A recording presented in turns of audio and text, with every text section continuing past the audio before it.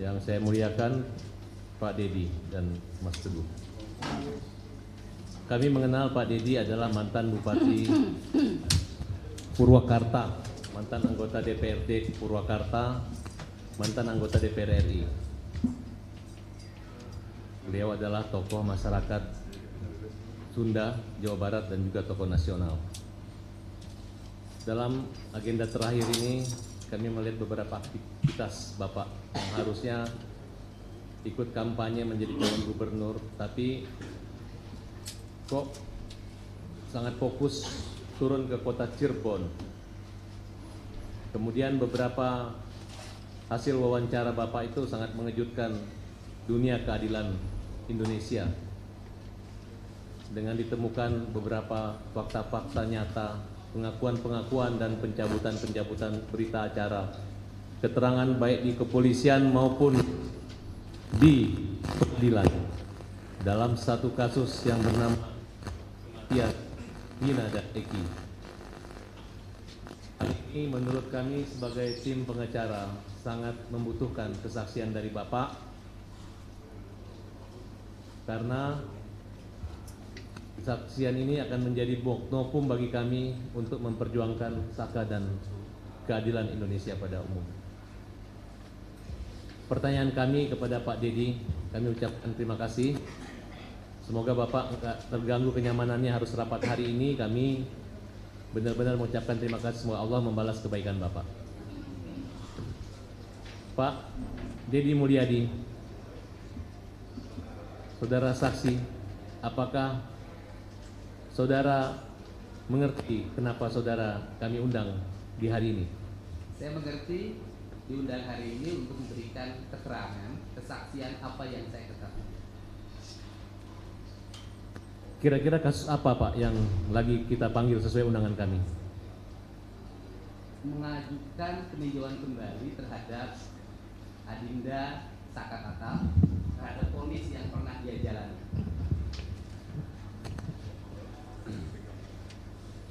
Apa pendampingan atau menelusuri ini merupakan bagian pekerjaan dari Bapak atau dan kepedulian buat Bapak? Iya, pendampingan bukan pekerjaan saya, tetapi sebagai warga negara Indonesia, saya memiliki kewajiban untuk menyampaikan berbagai informasi yang belum diketahui publik, yang belum diketahui oleh penyidik, agar saudara Saka Tatal bisa diposisikan pada posisi yang sebenarnya. Apa yang membuat Bapak tertarik, tergugah hati Bapak untuk turun sejenak di kota Cirebon? Keterpanggilan jiwa, karena ada masyarakat yang tidak berdaya menghadapi berbagai tuduhan, tuntutan, dan hukuman yang dialami tanpa sempat memberikan pembelaan yang sempurna dalam perjalanan hukumnya. Apa yang Bapak petik, Bapak rangkum, Bapak sampaikan kepada kami, kepada majelis? Titik ketidakadilan itu apa? Temuan Bapak yang Bapak dapatkan? Temuan yang saya dapatkan telah saya sajikan di channel YouTube Kang Dedi Mulyadi Channel. Dari seluruh temuan itu, saya yakin penyidik, siapapun yang punya hati pasti bisa melihat apa yang sebenarnya terjadi pada kasus ini. Bapak pernah mewawancarai Saka Tatal? Pernah. Nilai-nilai apa yang Bapak dapatkan? Iya, nilai yang dapatkan pertama dari sisi kemanusiaan. Saudara Saka Tatal pada usia remaja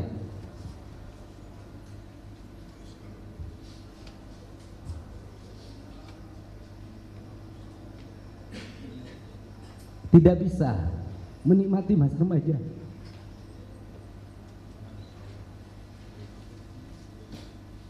Dan dia harus melewati penjara dalam kurun waktu yang lama, mengalami tekanan psikologi, tekanan fisik yang harus dia alami.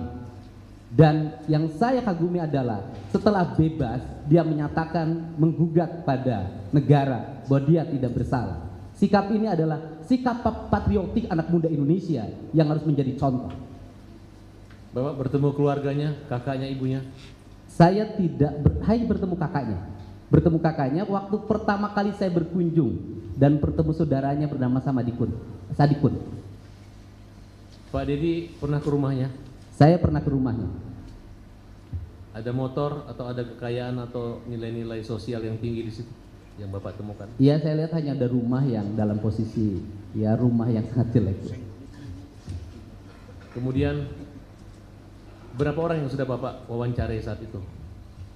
Kalau sampai saat ini mungkin sudah puluhan ya, saya sudah tidak bisa menghitung. Tetapi yang menyangkut Saka Tatal yaitu mencoba memahami peristiwa apa yang dialami oleh saudara Saka Tatal pada tanggal 27 Agustus 2016. Apa yang saudara ketahui berdasarkan informasi yang diwawancarai tentang keberadaan Saka Tatal tahun 2016 tersebut? Dari channel yang saya ungkapkan ke publik pada tanggal 27 Agustus 2016, saudara Saka Tatal berada di rumah. Dia berada di rumah neneknya dan berada di rumah Sadikun. Kemudian pada waktu itu dia nongkrong-nongkrong sampai malam hari di rumahnya Sadikun. Pada waktu itu ada motor saudara Irfan yang mogok karena mengalami gangguan kabilator. Kemudian motor yang mogok itu diteleponlah yang punya bengkel bernama Heri oleh Sadikun untuk apakah bisa memperbaiki motor Irfan, dan Heri mengatakan bisa. Kisaran pukul 10 malam mereka menceritakan pergi bersama-sama. Satu, saudara Saka Tatal dibonceng oleh Sadikun. Yang kedua, saudara Irfan membawa motor yang mogoknya sendiri. Yang ketiga, saudara Raja almarhum membonceng Kodir, dan Kodir bertugas untuk nyetep. Mohon maaf, nyetep itu adalah kakinya Kodir didorongkan pada motornya Irfan agar bisa berjalan. Kemudian setelah mereka berangkat masuk ke flyover. Di flyover itu Sadikun menceritakan ada kerumunan orang, ada polisi di situ. Dan Sadikun berkesimpulan bahwa itu adalah operasi tilang, sehingga karena dia tidak bawa surat-surat motor, dia tidak jadi lewat ke flyover, dia turun ke jalan arteri yang bawah. Kemudian mereka akhirnya sampailah ke bengkel Heri, dan bengkel Herinya motornya diperbaiki. Dari seluruh rangkaian yang saya lakukan bersifat mendadak, dalam bahasa hukumnya mungkin rekonstruksi, kalau saya tidak punya kewenangan untuk itu. Semua alur berjalan sempurna, tidak ada yang satu sama lain saling bertentangan.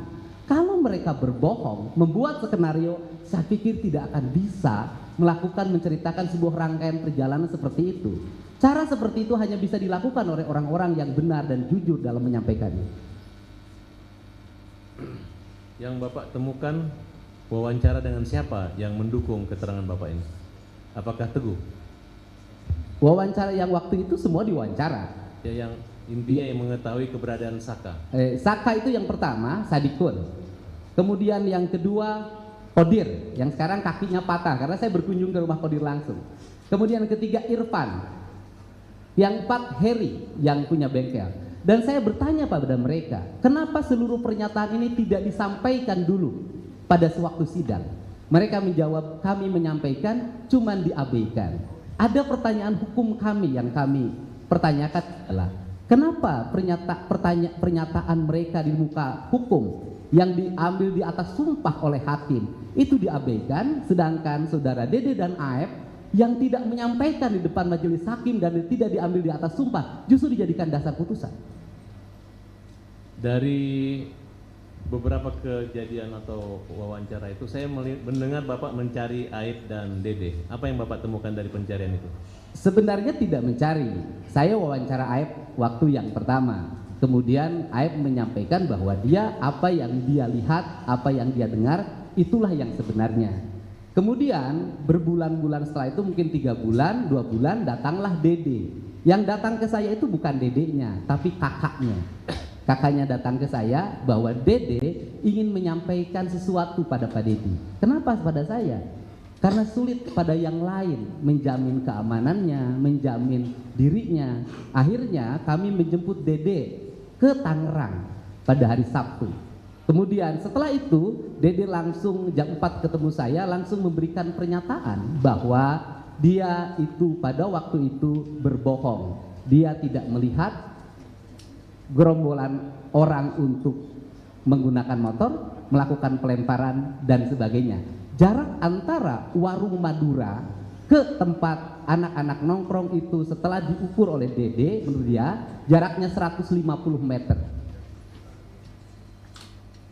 Artinya kalau dalam BAP itu kan dia hanya melihat keterangan itu dari jarak 50 meter, kemudian tidak, karena ketakutan dia pergi lari kabur. Iya. Saat itu kita anggap tidak mungkin lah. Dan saudara Dede juga menyatakan itu adalah arahan dari Rudiana. Coba Bapak gali sedikit pengakuan daripada Dede. Ya, kalau pengakuan dari Dede kan sudah disampaikan di channel YouTube saya. Saya pikir tinggal itu saja dilihat. Dan masih ada, sudah disampaikan. Terus di Peradi pernah Bapak hadirkan juga Dede? Sudah dihadirkan, di konferensi persnya ada. Saya pikir majelis JPU sudah bisa melihat dan mengakses di berbagai berita media juga muncul. Saya butuh pengulangan lagi Pak. Kira-kira apa yang disampaikan Dede tentang peristiwa itu? Yang disampaikan oleh Dede pada yang disampaikan oleh Dede, Ya. yang disampaikan oleh Dede pada peristiwa itu bahwa saudara Dede dijemput. Saudara Aep minta dijemput oleh saudara Dede untuk untuk diantar ke Polresta. Kemudian ada pertemuan nggak antara Dede dengan Rudiana? Kalau pengakuan Dede ada pertemuan di situ sebelum diperiksa. Itu pengakuan Dede.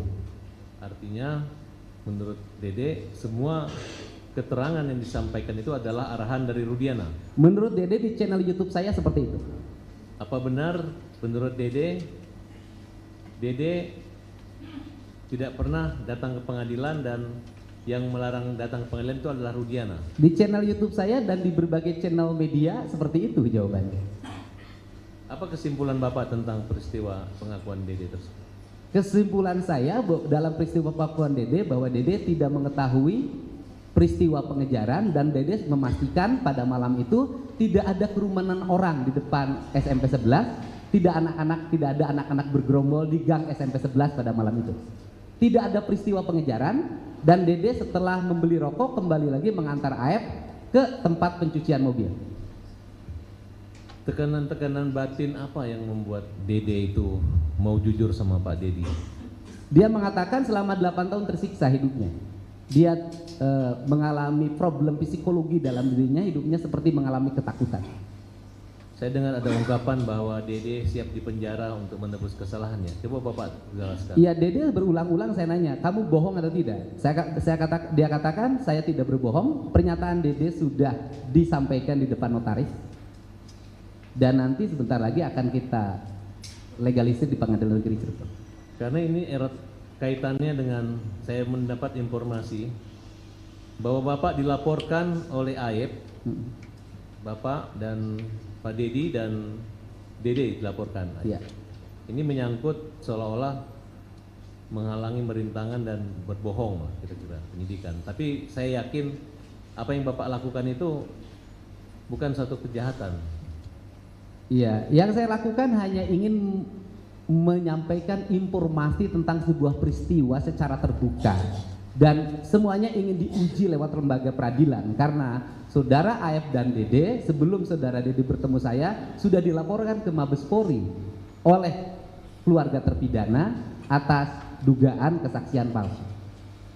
Sedikit lagi, bisa tidak Bapak mengungkapkan atau menyebutkan siapa-siapa orang yang mengalami penyiksaan yang Bapak wawancarai, baik yang sudah keluar dari penjara selain Tata ataupun siapa yang pernah Bapak wawancarai? Kalau diwawancarai musuk di channel tidak ada kalau yang di dalam karena kan aturannya kan tidak boleh. Yang saya hanya mewawancarai kan yang di luar. Ya, yang di luar. Yang di luar itu diantaranya saudara Aldi, adiknya dari Eka. Apa cerita Aldi kepada Bapak? Sama, bahwa dia mengalami penyiksaan yang luar biasa. Kemudian dia berhenti disiksa karena Eka-nya menyampaikan bahwa saya pelakunya, kemudian kamu bukan pelakunya, untuk menyelamatkan adiknya. Oke. Kalau yang Bapak ketahui tentang Teguh ini bagaimana Pak? Saudara Teguh adalah orang yang datang ke rumah saya untuk menyampaikan peristiwa yang sebenarnya, karena waktu itu saudara Teguh pada saat tanggal 27 Agustus 2016 itu bersama-sama terpidana yang lain. Pertama dia berkumpul di rumah Bu Nining karena Bu Nining merasa bising, kemudian diusir, pindahlah ke rumah Hadi. Malamnya mereka tidur di rumah anaknya Pak RT Pasren. Di keterangan di 2016 Saudara Teguh menyampaikan bahwa dia itu kan pada kisaran jam 10, setengah jam 9 itu beli nasi kuning. Sepulang beli nasi kuning langsung ke rumah Hadi dan kemudian nginep di rumah RT Pasren. Tetapi pada waktu BAP 2016 Saudara Teguh diarahkan, menurut keterangan Saudara Teguh pada channel YouTube saya, bahwa Saudara Teguh sepulang dari beli nasi kuning langsung pulang ke rumah dan tidur. Saudara saksi tahu kalau Saudara Teguh sudah mencabut keterangan saksi beliau? Menurut keterangan Saudara Teguh mencabut pada waktu kasus Peggy 2024. Nyabut ya? Oke, saya beralih ke Teguh sejenak. Saudara Teguh, apa yang kamu ketahui tentang perkara terkait Saka Tatal dalam peristiwa tanggal 27 itu? Pada malam kejadian, apa yang Teguh ketahui? Saya tidak tahu Saka. Kalau Tapi Teguh kenal Saka? kenal, Nah, waktu malam tanggal 27 itu ketemu Saka, apakah ada Saka di rumah Pasren? nggak ada. Kemudian apa yang saudara katakan pada berita acara penyidikan tentang kehadiran Saka? Ya Teguh cerita yang 5 itu Eka, Eko, Hadi, Jaya, Supri, terus Teguh, Okta, Udin, sama Pram bilangnya gitu. Cuman ya itu kata Kenapa di BAP ada nama Saka? Teguh juga nggak tahu itu. Kamu diarah, Nggak nyebut nama Saka Teguh juga. yang kamu cabut BAP-nya apa? Yang kamu cabut tentang Saka, keterangan tersebut? Ya yang itu dihilangin nama Saka. Artinya Saka tidak ada. Iya tidak ada. Kenapa Teguh mengatakan ada? Karena dipaksa, karena disiksa, atau karena diarahkan? Karena diarahkan Siapa yang mengarahkan? penyidik. Soalnya waktu itu kan Teguh tetap kekeh bahwa di situ tuh tidak ada Saka. Artinya kalau saat ini Saka mengatakan dia memang tidak ada di tempat pada masa pembunuhan itu, kejadian itu benar menurut Teguh? Tidak. Bukan, maksudnya kalau Saka kan sekarang mengingkari bahwa dari dulu dia mengatakan dia tidak terlibat bersama kelima orang tersebut. Iya. Apakah betul? Betul. Jadi apa yang Teguh katakan di kepolisian saat itu tidak benar? Iya, bohong. Sudah dicabut Sudah. di pengadilan. Kalau pengadilan belum. Waktu keterangan saksi di Polda atau di peradilan di Pengadilan Negeri Bandung? Kalau mencabut. cabutnya baru di Polda aja. Oh, tapi belum pernah ke pengadilan. Pengadilan pernah, cuman Teguh kan cerita ya itu yang 5 itu pas nyampe di beli nasi kuning balik lagi ke rumah Hadi, terus tuh diberhentikan. Kamu udah tidak sesuai dengan BAP. Saya ingat Teguh waktu di 2016. Coba ulangi yang pelan-pelan ngomongnya. Jangan gugup, tenang dulu. Tarik napas dulu. Waktu Teguh di pengadilan kan bilang bahwa Teguh tuh jam 8 ke warung Ibu Nining bertemu dengan Eka, Jaya, Supri, Eko, Teguh, Udin, Okta, Pram. Terus di rumah Ibu Nining pindah ke rumah Hadi sekitar jam 9. Terus sekitar jam 9 tuh Teguh beli nasi kuning, balik lagi sekitar 15 menit nyampe ke rumah Hadi, ketemu lagi sama yang 8 itu.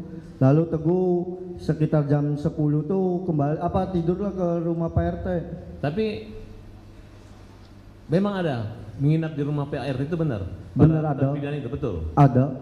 Kenapa diingkari oleh Kapi dan Pak RT? Ya nggak tahu juga. Kamu yakin bahwa mereka memang di rumah Pak RT? Saya yakin. Ketika kamu mendengar Pak RT mengatakan tidak mengenal dan tidak ada di situ, tidak ada nginap-nginap, apa pendapat kamu? Kan diingkari, kan Iya. kamu ada di rumahnya Pak RT, betul? Bersama 5 orang itu tanpa Saka kan? Iya. Nah, terus Pak RT tidak mengaku. Ya Teguh tetap bilang tidur di situ, terus ya lalu diarahkan pulang ke rumah Pram. Kapi kenal? Hah? Kapi, anak Pak RT, anak Ya Pasren. tahu aja, cuman nggak terlalu dekat. Oke. Ada yang mau tambah? Ditambahkan yang mulia. Juru bicaranya tetap seperti kemarin ya? Berapa orang? 3? 2? 3. Ya, silahkan. Saya juga mengucapkan terima kasih kepada Pak Deddy Mulyadi yang mempunyai keberanian membongkar dalam fakta-fakta melalui channel YouTube-nya. Bapak tahu tidak risiko hukum yang akan diterima oleh Bapak sendiri? Bahwa ya kan dari pihak sana juga melaporkan bahwa itu risiko hukumnya. Tahu tidak Pak risiko hukumnya? Ya, setiap perbuatan pasti ada resikonya. Dan tahu resiko hukumnya, saya bisanya dijerat dengan undang-undang IT. Udah siap tuh Pak Didi?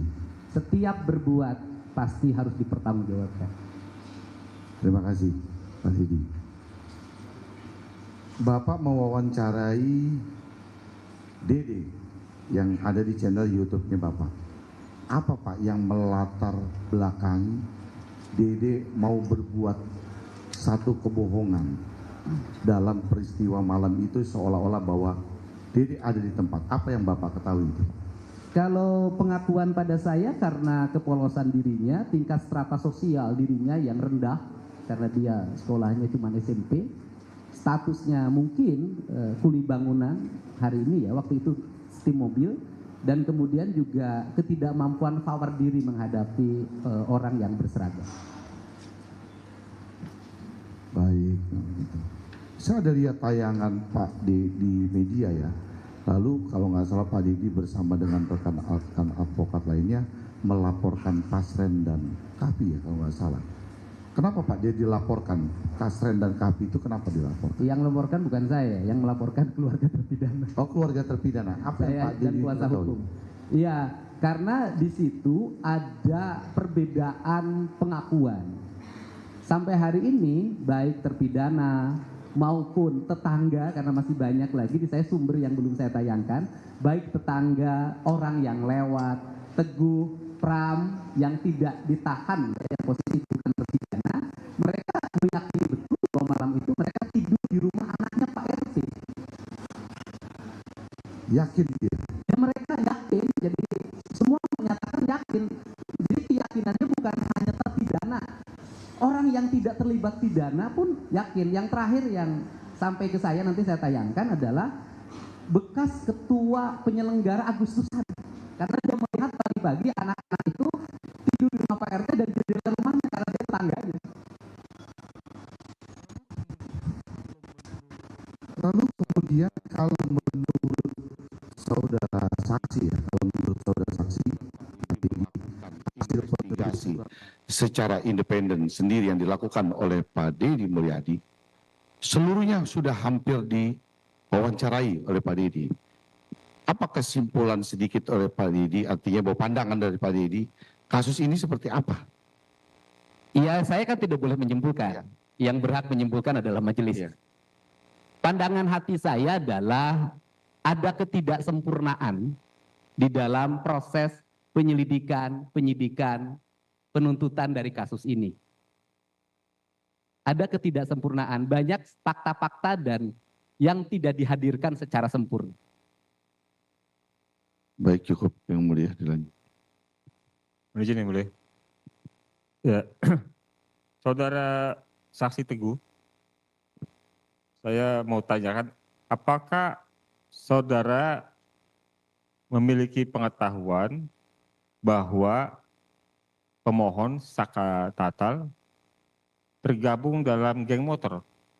Tidak. Tidak. Iya, Jadi Saka Tatal tidak tergabung dalam geng motor. tidak. Kalau teman-teman yang lain, Sudirman, Jaya, Eka Sandi, Tidak. tidak juga. Iya. Oke. Saudara saksi Kang Dedy Mulyadi, ya kami secara umum tahu Kang Dedy punya channel YouTube, tapi tentu tidak semua kita mungkin sudah nonton, dan ini forum yang mulianya untuk menyampaikan. Ya. Jadi saya ingin menanyakan kepada Kang Dedy. Kang Dedy tadi sampaikan bahwa Kang Dedy sudah berbicara dengan AF. Sudah mewawancarai. Sudah wawancara AF. Keterangan apa yang disampaikan AF kepada saksi Dedy dalam wawancara tersebut? Baik, saya jelaskan. Ya. Waktu saya mewawancarai AF meyakinkan pada saya bahwa dia melihat terpidana mengejar Eki dan Pina menggunakan motor sebanyak 8 orang sebelumnya melakukan pelemparan. Dan dia melihat itu ketika dia sedang membeli rokok pada malam hari. Nah, kemudian saya jelaskan. Dari penjelasan Aep itulah saya penasaran. Ya. Karena Aep menyatakan bahwa dia membeli rokok pada malam hari, melihat anak-anak itu melakukan pengajaran. Walaupun dari pengejaran 8 orang itu bertentangan ketika Peggy Setiawan ditangkap. Karena apa? Tidak jadi 8, jadi 9. Kalau ditambah 2 DPO yang kemudian dihilangkan oleh Polda Metro, kemudian jadi 11. Polda Jabar jadi 11. Sebenarnya agak bertentangan. Kemudian saya datanglah ke SMP 11 pagi harinya. Ya. Kemudian saya bercoba berjalan. Pertama yang saya temui adalah warung nasi di depan seti mobil tempat Ayat dan Dede bekerja. Ya. Kemudian dia mengatakan bahwa kami tidak menjual rokok. Dan jam 4 sore warung kami tutup. Kemudian saya mencoba lagi mencari penjual rokok. Ternyata penjual rokok yang tersisa yang buka malam hari di tahun 2016 itu ada satu penjual namanya Warung Madura. Ya. Jarak dari Warung Madura ke tempat yang tuduhan anak-anak kumpul itu kurang lebih waktu itu 120 meter. Ya. Nah, setelah itu sudah beberapa lama, lebih dari 1 bulan, pemilik warung Maduranya bertemu dengan saya dan saya tanya, apakah Aep dan Dede pernah beli rokok? Waktu itu Aep aja saya tanya. Dia katakan memang ada. Tetapi peristiwa pelemparan dan peristiwa pengejaran tidak pernah ada menurut yang punya warung Madura, baik suaminya maupun istrinya. Apalagi jarak yang warung Madura yang waktu itu ditunjukkan oleh Aep itu lebih jauh dibanding yang sekarang. Jaraknya hampir 150 meter. Ya. Apakah dari warung Madura itu ke tempat 8 orang yang mengejar motor Eki yang ditumpangi oleh Vina itu dapat terlihat? Tidak akan kalau malam hari, siang pun jauh. Oh. Jadi tidak akan terlihat? Tidak akan terlihat. 120 meter apalagi sekarang itu 150 meter, bukan 120. Jauh jaraknya. Ya. Ya. Saudara saksi mendapat somasi dari Pak Rudiana ya? Mendapat somasi lisan. Ya, somasi lisan dari Pak Rudiana. Ya. Yang disampaikan secara terbuka. Ya. Saudara saksi mendapatkan, dilaporkan ya sebagai terlapor oleh Aep. Iya, di Polda Metro. Ya. Bisa saudara saksi sampaikan di forum yang mulia ini, apa yang melatar belakangi ya dari pengetahuan saudara saksi, kenapa saudara saksi diberikan somasi oleh pihak Rudiana melalui kuasa hukumnya dan dilaporkan oleh pihak Aep? Silakan. Karena saya menayangkan pernyataan dari saudara Dede yang mengatakan bahwa saudara Dede tidak pernah melihat pengejaran, tidak pernah melihat pelemparan, dan saudara mengatakan pengejaran dan pelemparan itu bohong. Itu latar belakang laporan polisinya Aep. Iya. Oke. Kalau yang Pak Rudiana? Pak Rudiana mungkin, kalau saya mungkin ya, saya nggak tahu dasarnya, mungkin keterangan saudara Dede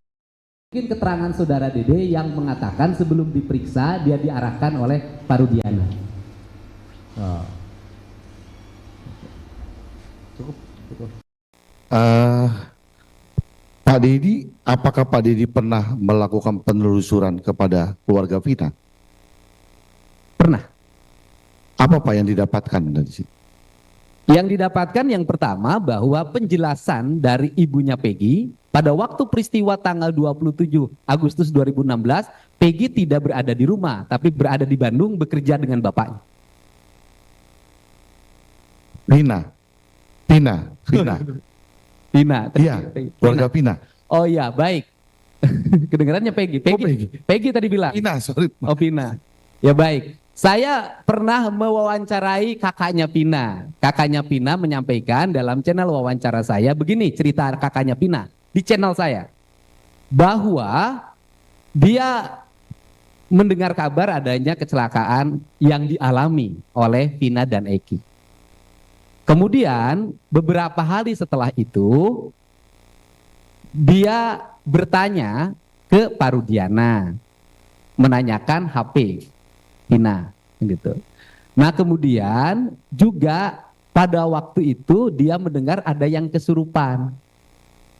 Namanya Linda. Yang kesurupan itu kemudian menurut di channel saya, mudah-mudahan tinggal dilihat, menurut kakaknya Vina itu direkam. Rekamannya diberikan pada Parudiana.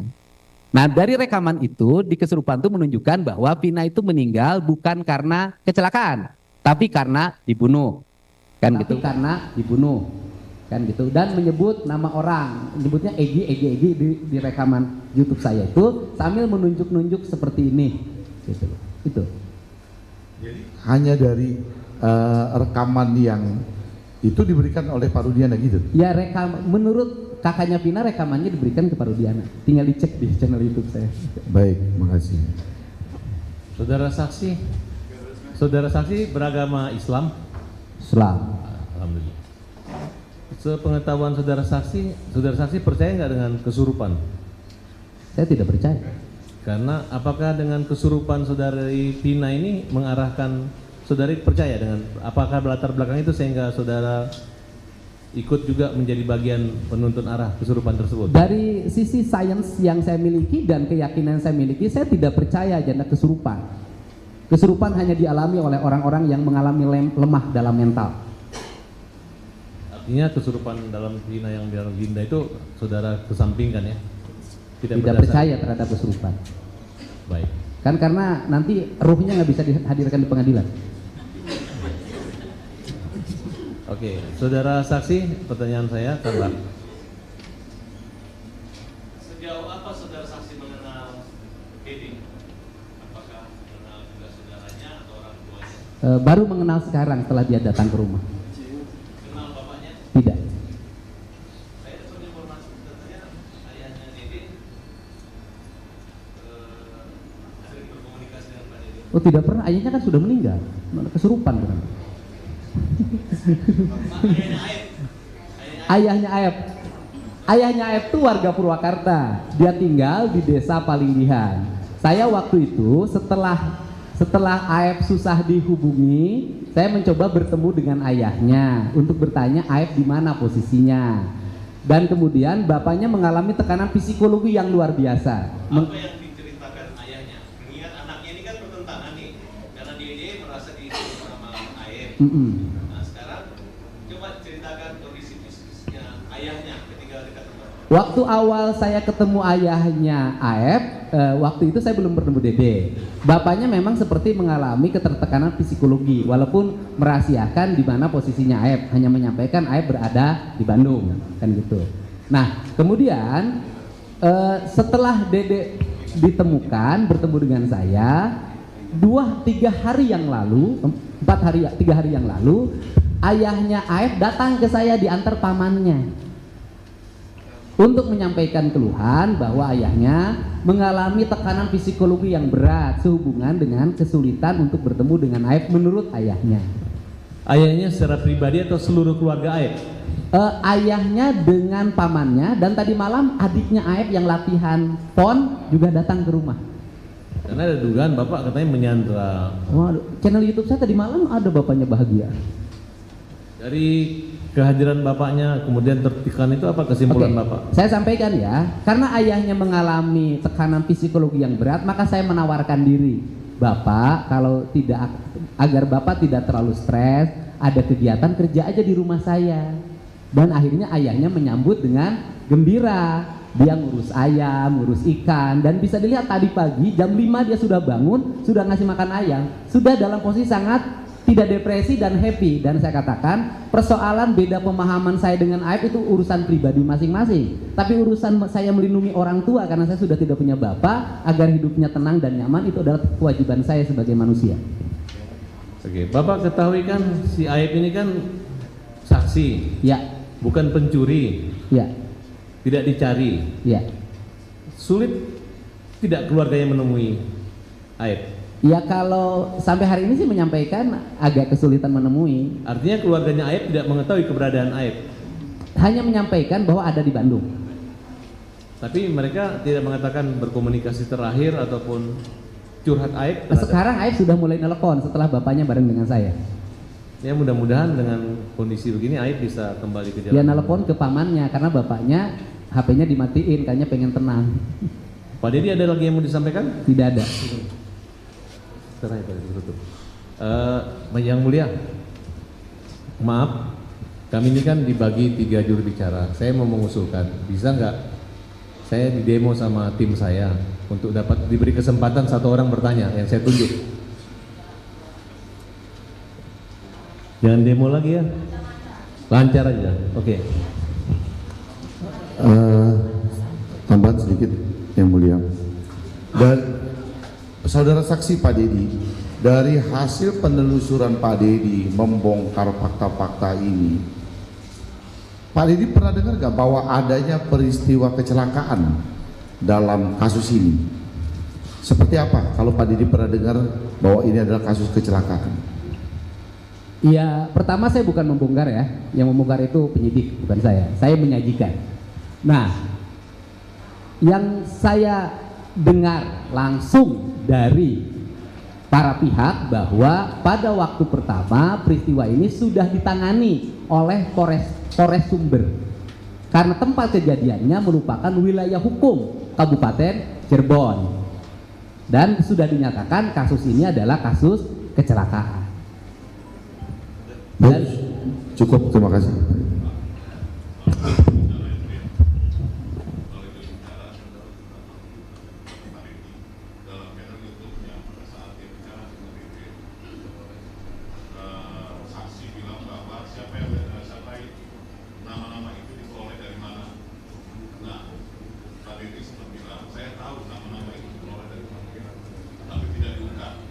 Bisa dijawab, Pak Dedi? oh, di channel YouTube saya itu kan nama-nama itu diperoleh dari mana, tinggal baca BAP. Di BAP kan sudah ada keterangan dari pelapor, di mana pelapor itu sudah menemukan nama-nama itu. Kan ketika melapor di BAP yang saya baca, itu saya jadi PH. Baca itu kan pelapor sudah menyampaikan nama-nama yang dilaporkan. Nama-nama yang dilaporkan sumbernya dari mana itu hak penyidik nanti untuk mengungkap. Saudara saksi, yang dimaksud pelapor siapa? Pelapor kan Pak Rudiana. Terima kasih. Cukup yang mulia. Cukup yang mulia.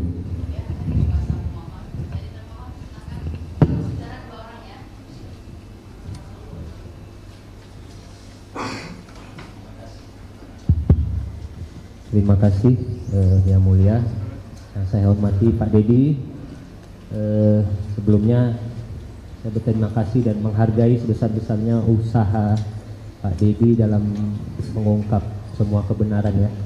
Lepas dari kebenaran itu pahit atau manis, kita harus ungkap. Tetapi saya juga ingin mungkin menegaskan beberapa hal terkait dari hasil wawancara Pak Dedi selama ini yang Pak Dedi lakukan. Apakah ada Pak Dedi melakukan upaya untuk tadi seperti Pak Dedi sampaikan ada keterangan bahwa RT Pasren ya menerangkan bagaimana itu pernah ada upaya? Saya beberapa kali berkunjung ke rumah Pak RT Pasren. Beberapa kali, tapi selalu tutup rumahnya dan sulit dihubungi. Beda dengan saksi yang lain mudah banget. Berarti Bahkan ketemu ketua RW, saya pernah meminta bertemu Pak RT Pasren, tapi tidak bisa ketemu. berarti gagal ya intinya seperti itu. Nah kemudian Pak Dedi tadi menerangkan bahwa saksi Teguh di dalam YouTube-nya menerangkan bahwa tidak pernah melihat Sakatata, ya seperti itu. Dan itu saksi Teguh kemudian mencabut ya, benar ya seperti itu.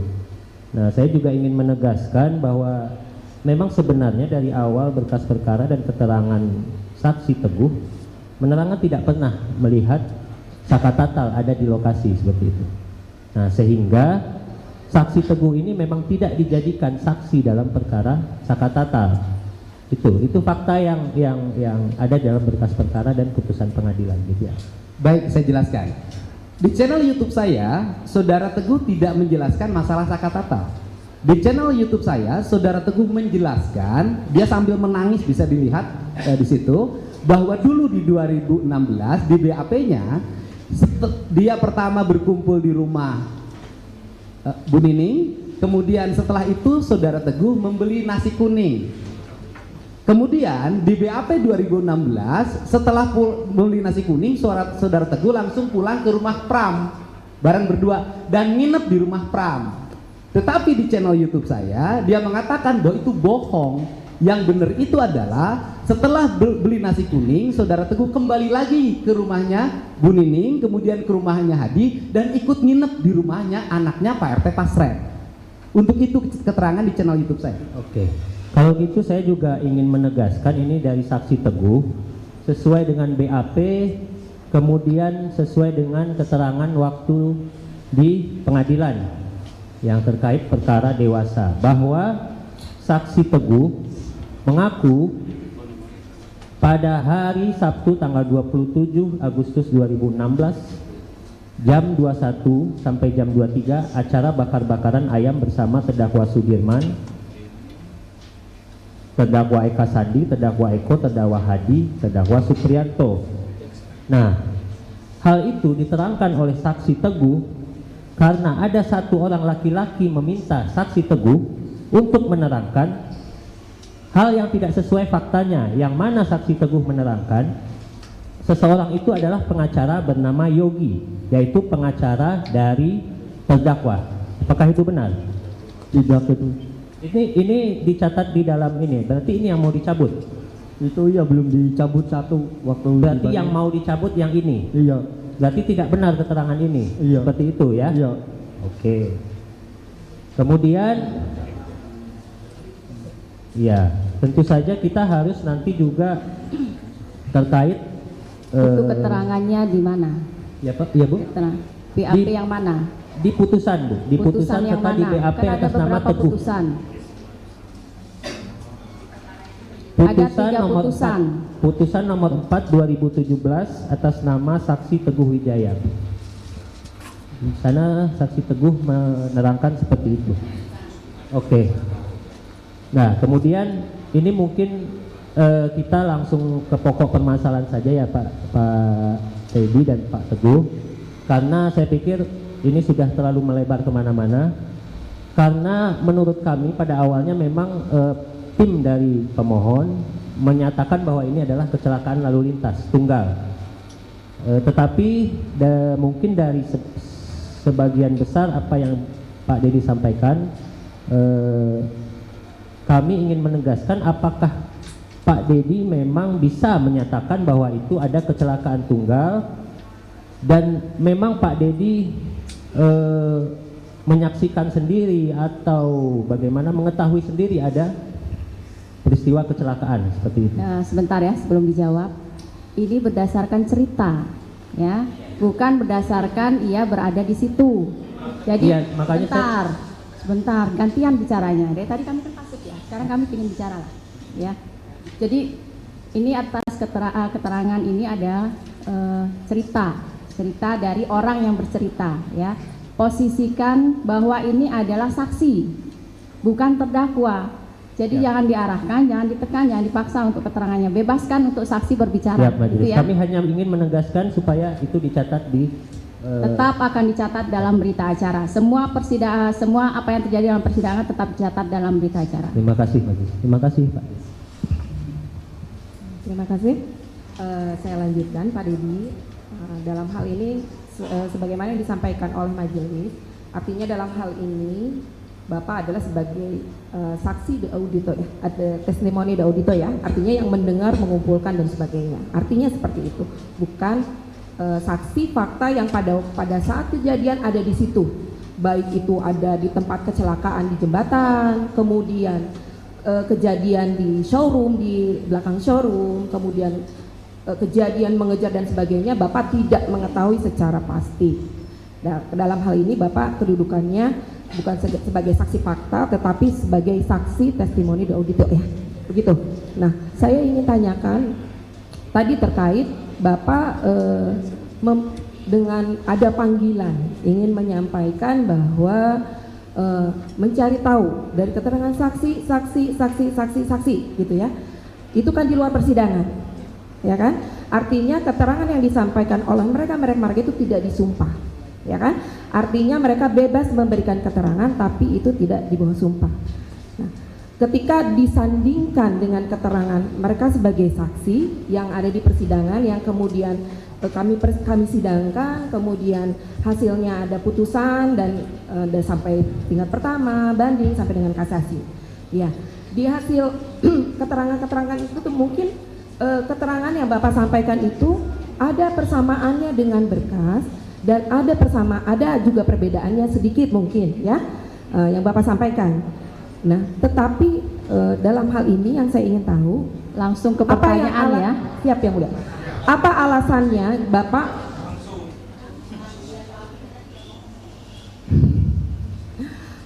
yang menjadi alasan Bapak untuk melakukan istilahnya sendirilah, maksudnya melakukan pemeriksaan atau pembuktian sendiri? Tidak, artinya kan perkara ini muncul itu setelah adanya SPDP masuk ke kejaksaan, kemudian penangkapan Peggy dan sebagainya. Apa yang menjadi alasan Bapak sendiri, bukan menggandeng pihak-pihak yang berwajib, sehingga apa yang dilakukan oleh Bapak itu berdasar? Mungkin itu ya. Baik, terima kasih belum ya. dijawab.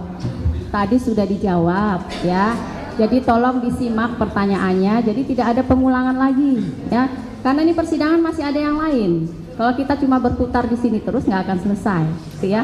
Jadi tolong disimak. Begitu juga dengan kuasa pemohon, sama dua-duanya, kuasa pemohon maupun termohon, tolong disimak pertanyaannya. Jadi jangan ada pengulangan-pengulangan lagi, gitu ya.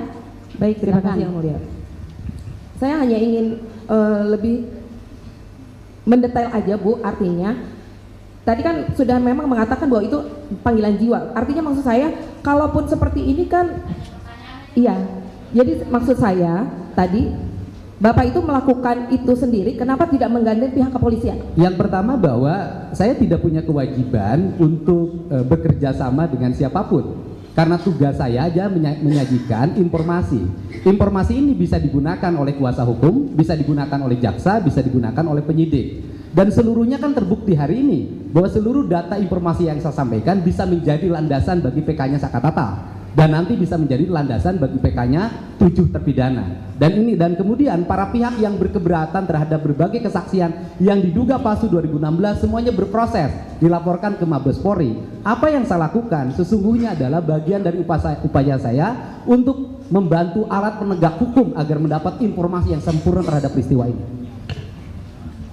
Baik, terima kasih. Sekarang untuk Pak Teguh ya. Teguh kan hadir sebagai saksi bukan di perkara Sakatata ya, tapi di perkara yang dewasa, betul? Betul. Betul ya. Jadi dalam hal ini Teguh tidak ada kaitannya dengan Sakatata, betul? Betul. Betul. Kemudian kalau untuk tadi Teguh mengatakan, Mas Teguh ini mengatakan bahwa saya mencabut keterangan dan sebagainya. Itu memang keterangan itu memang di dalam berkas perkara, memang Pak Teguh tidak menerangkan bahwa saya berada bla bla bla bla di rumah itu, tapi itu adalah keterangan yang diminta oleh seseorang yang tadi dijelaskan oleh rekan saya, bahwa pada waktu itu ada seseorang yang datang ke tempat untuk Pak Teguh mengatakan hal seperti itu, betul? Tidak. Jadi yang ada di rumah itu siapa? Ya Pak Jogi ya emang datang ke Teguh nyeritain yang sebenarnya, yang di rumah Bu Nining, ke rumah Hadid, lalu ke ini rumah Pak RT Pasren, kontrakannya. Iya, ke rumah Pak RT Pasren. Iya. Cuman di dalam BAP kan Teguh disuruh menerangkan bersama dengan pelaku yang dewasa. Tapi Teguh, saya tidak mau mengatakan seperti itu karena saya memang tidak mengatakan seperti itu. Ya karena diarahkan sih waktu itu dari tahun 2016. Diarahkan. Terus iya. Kemudian ada dalam berita acara kan juga menerangkan Pak Teguh itu ada seseorang penasihat hukum yang datang kemudian memberikan amplop. Ada Teguh menerangkan ada seperti nggak itu. keterangan seperti itu? Dalam BAP. Aslinya sih tidak ada itu tuh. Tidak ada. Iya. Kemudian datang ke persidangan waktu menjadi saksi. Iya. Datang. Iya. Kemudian ada majelis hakim waktu itu menanyakan, termasuk dengan datangnya berbarengan bersamaan dengan RT Pasren tidak? Iya. Iya. Iya. Pada waktu itu ada majelis hakim menanyakan terkait siapa PH-nya, kemudian ada tidak menunjuk siapa PH-nya? PH-nya. Iya. Pengacara, maksudnya saya, maaf, pengacara yang waktu itu mendampingi Bentar ke ya. 8 gitu. Tadi dari termohon juga bilang nanti melebar kemana-mana. Akhirnya jadi melebar kemana-mana. Sebentar ya. Jadi fokuskan. Tadi kan pertanyaannya ada nggak sakatatal di situ gitu loh. Itu maksudnya. Kalau misalnya saudara dari termohon pertanyaan seperti itu ya, akhirnya melebar kemana-mana jadinya. Betul Bu. Ini hanya untuk menegaskan saja bahwa keterangannya yang disampaikan itu memang udah sesuai dengan berkas BAP gitu loh Bu. Gitu. Itu saja sih sebetulnya. Saya ingin yang disampaikan itu tidak perlu mencabut keterangan karena memang keterangan itu dalam berkas perkara yang disampaikan kamu benar. Kita Jadi tanya kamu nggak perlu aja takut gitu, ke Teguh maksudnya. ya. Iya, Teguh. gitu lah maksudnya. Tanya aja ke Teguh. Tadi sudah ditanya Bu. Maksudnya maksud saya bahwa BAP yang disampaikan di dalam BAP itu yang disampaikan oleh Teguh itu Ya, tidak perlu tanya aja dicabut langsung karena ke Teguhnya. Itu Iya. pernyataan itu dicabut nggak yang di BAP? Kan sudah, Iya. titik. Beda. dicabut. Beda Berarti yang mulia. bertentangan dengan yang disampaikan oleh Teguh berarti. Soalnya Teguhnya bingung ini. Jadi kalau mau bertanya itu langsung ke intinya. Ini kan orang awam ya. Beda kalau kita berbicara dengan sesama Silakan Pak Dedi hukum jelaskan. gitu loh. Izin yang mulia, boleh saya menjelaskan? Yang Teguh. Sebentar dulu. Ini mau bertanya ke siapa? Ke Teguh atau Teguh, ke Bu. Pak Dedi? Izin. Tapi Izin pertanyaannya yang mulia. langsung. Baik. Jangan muter-muter ya. Ini bingung nih, kelihatan wajahnya Teguh bingung. Iya, baik.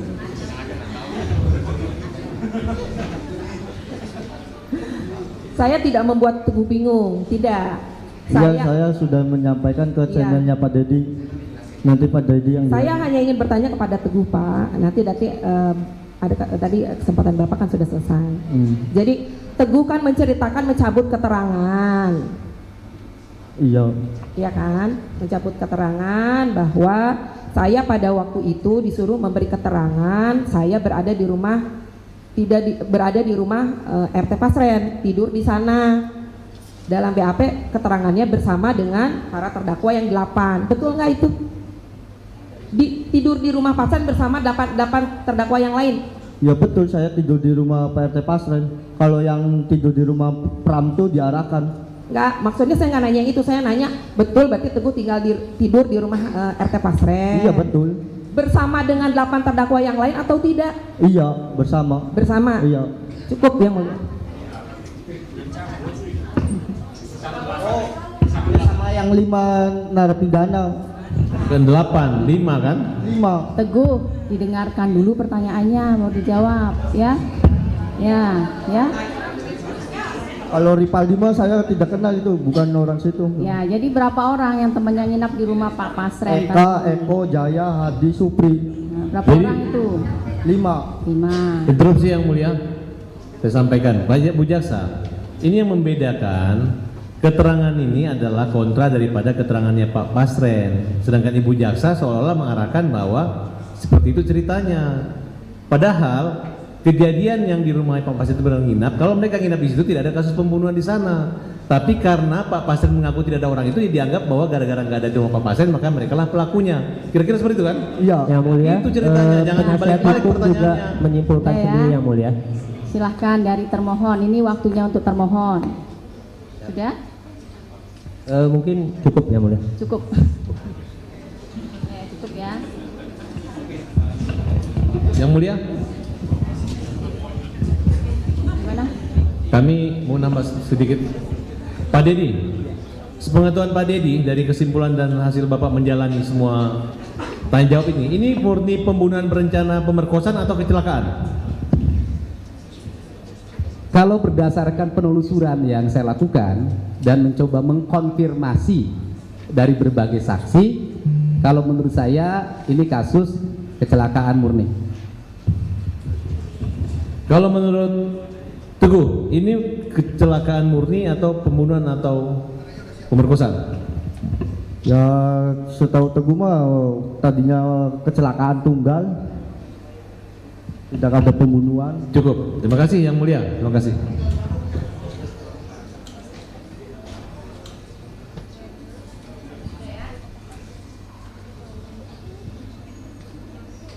Untuk pemohon sakatatal.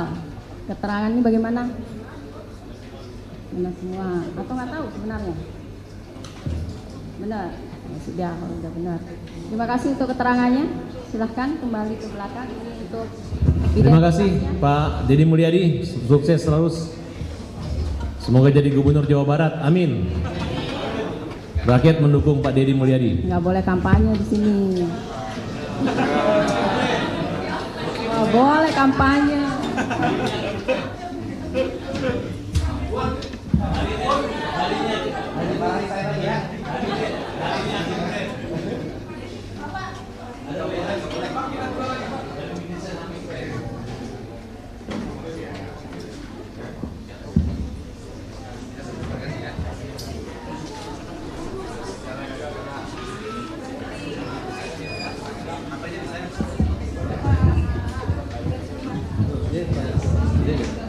Proses dong. Terima kasih.